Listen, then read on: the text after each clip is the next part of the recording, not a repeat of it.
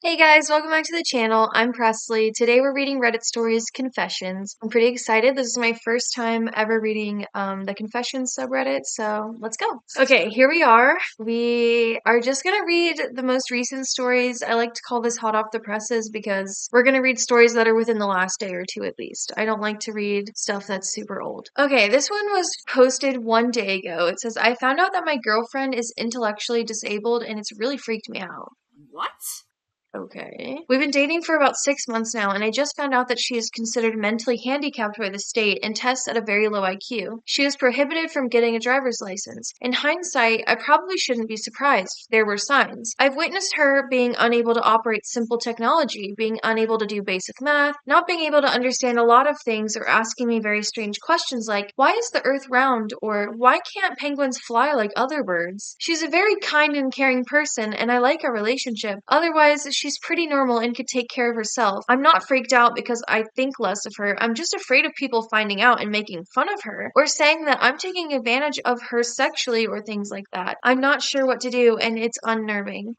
My first question is, I don't know how you go like 6 months without knowing this about somebody. That's pretty crazy. And on top of that, I don't think it would be like that big of a deal, like if you guys really like each other. But I don't see why it hasn't like come up before. I mean, 6 months into a relationship, that's kind of crazy. Okay, the first comment, no matter what you do in life or don't do in life, people will judge you. So you better live the life you like. You say she's a good girlfriend and you have a good relationship. That's all that matters. And also, if you've already gone 6 months without anyone saying anything, so I don't get why it would be all of a sudden you're like scared that people are gonna start saying something. It's like, even if they did, then those people are assholes. Like, seems like she's perfectly content with the relationship, so this is literally a plot in Arrested Development. And it's OP's first post on his first day.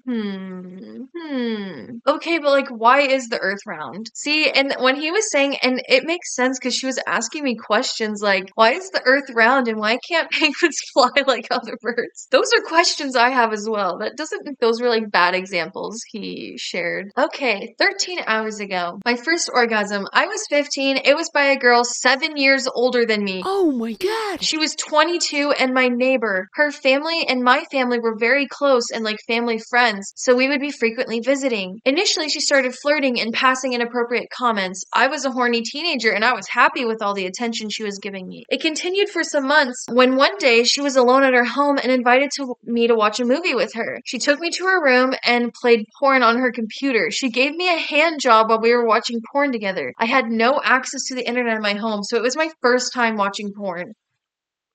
God, what the fuck? That is a crazy story. Number one, that's assault. Like, what the fuck? Giving us a 15-year-old and you're 22, you're letting them watch porn for the first time and giving them a handy? That's fucking crazy. I'm curious as to what emotion you are feeling from the interaction. As a 15-year-old myself, I think I would be happy, but in the future, I might realize the true severity of the situation and what happened. This one makes me think. Anyway, is this something you're fond of or wish never happened?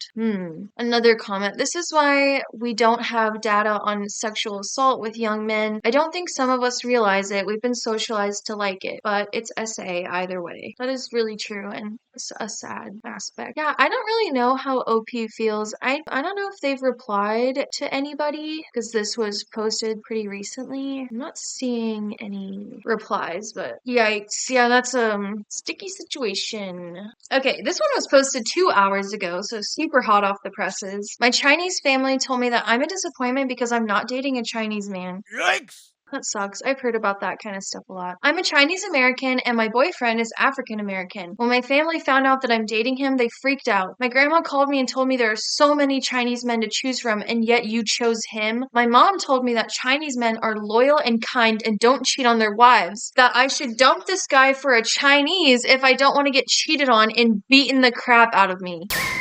Oh, you're fucking kidding me. So your family is racist. Jesus Christ. Someone said, it's your life, not theirs. Besides, cheating isn't exclusive to a specific race. Yeah, it sounds like they hold a lot of prejudice, thoughts about black people, and that is so sad for this person. I really hope that their family accepts their boyfriend at some point. Like, gosh, that sucks. Someone else.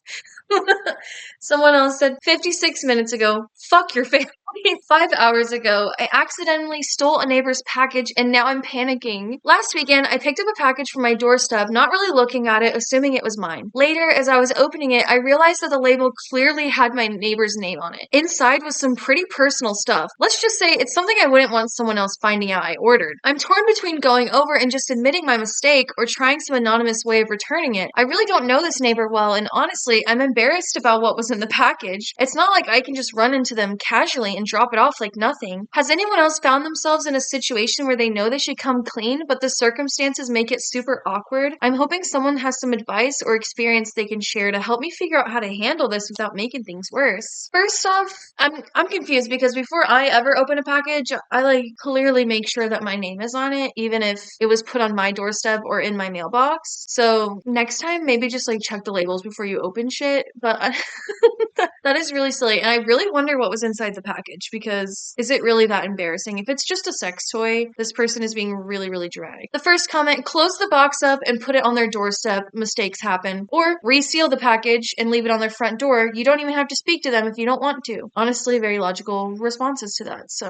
ooh, okay. This one was posted 9 hours ago. It says, I'm still sleeping in the closet. I posted on here months ago about how I have my own house, own king-size bed, live alone, but I've been sleeping in a closet on the floor. I went back to the bed for a little after I did laundry one day, but eventually I had another anxiety attack and went back to the nest in my closet. On the bright side, I used to have some back pain and it's completely gone. It's amazing, incredible even. On the other hand, I sleep in a closet and have to keep that information close to the chest.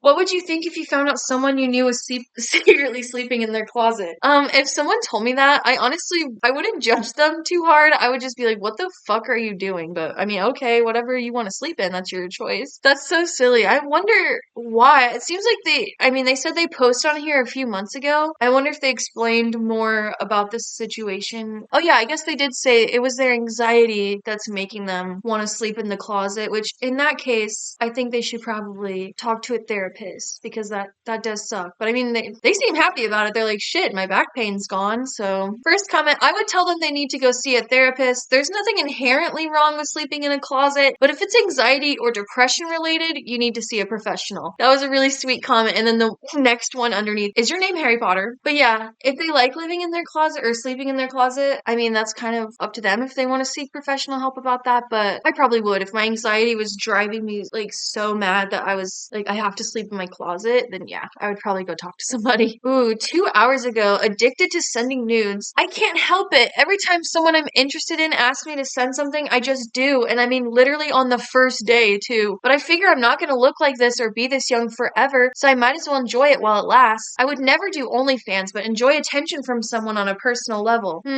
Oh, someone said bot, new account. Then someone said not a bot, silly. Oh, that was the OP. I mean, I guess there's nothing super wrong with that, but it's like, if you don't want to, then don't send your nudes to people, but if you do, then do. But I don't think, I mean, I don't know. I don't really know how I feel about this because it's such a personal thing, and it's like, who am I to tell you who to send your nudes to, you know? This one says, I feel guilty about preferring some friends over others. I've started to notice that I naturally gravitate towards certain friends more than others, and it's been weighing on me recently. It's not that I don't like my other friends, it's just that with some, the connection feels more natural and effortless. I can find myself calling them first when I want to hang out or share something exciting. Sometimes I worry about how this might affect the dynamics of our group and if it's obvious to everyone else. Is it common to have this kind of preference, or am I just inadvertently being a bad friend? I'm trying to understand if it's normal or if there's something I could do to balance things out better. I don't want anyone to feel left out or undervalued. This has been on my mind for a while, and I've been trying to navigate it without causing any awkwardness. I just needed to say it out loud somewhere and figure out if others have had similar experiences. I feel like this is totally normal, especially in friend groups. I feel like it's normal for things to ebb and flow, and maybe at one point you're closer to one friend than the other and the other way around. I feel like as long as you're not hurting anybody's feelings or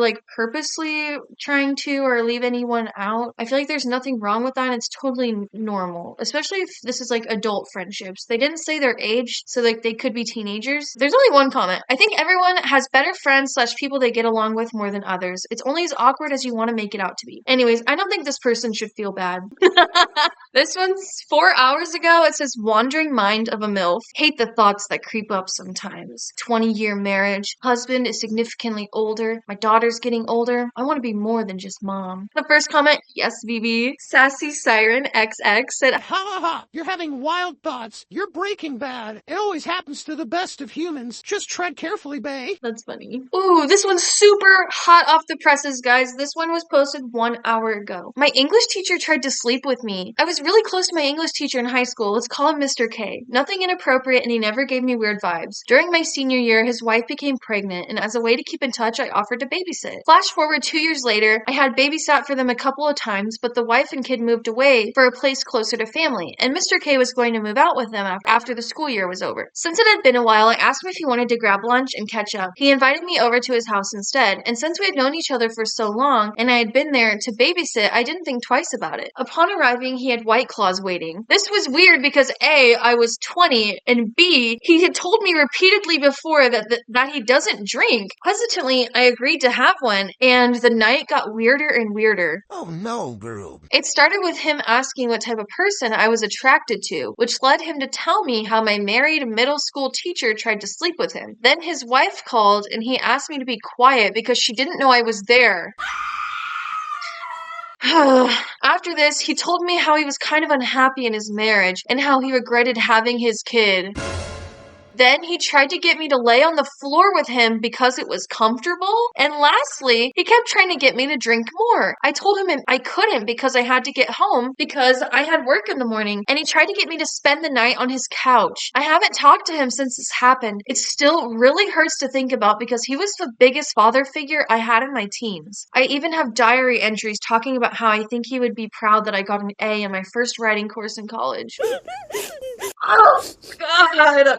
I don't talk about it often, and I gaslight myself into pretending it was maybe all innocent, and maybe he was just lonely from time to time. But even if he wasn't trying to sleep with me, it's still never okay to put a past student in that situation. It sucks and it hurts, and it feels good to just get it out. Oh my God, this makes me so fucking mad for this person because I just can't imagine having this relationship for years that is like a father figure to you, and you just, why did he have to do that? And like saying that stuff about his wife and his kid, and like the wife didn't even know that she was there. Like, oh my gosh, that sucks. And there's no comments. I really hope this person can find closure with that because that really fucking sucks. Pokemon traumatized 10-year-old me. I've been a big Pokemon fan for years, starting when I was 10, playing the games, collecting cards, clothes, and of course the cartoon. I would always try to redraw the card arts or images from the cartoon, so one time I wanted to draw Misty. At the time, I had one of those cheap, shitty Amazon tablets with fucking Bing on it. Normal, right? So I searched up Misty and went to images, and a bunch of NSW art of her popped up. Not just of her, but the actual Pokemon as well. Oh no, nobody needs to see that. After that, I stopped being a Pokemon fan for like 2 years. Same thing would happen when I was about 13 and became a fan of the K-pop group Blackpink. I searched them up, and up came adult pictures of random people. Moral is, stop drawing NSFW of fake animals and 10-year-old characters and never search up Blackpink on Bing.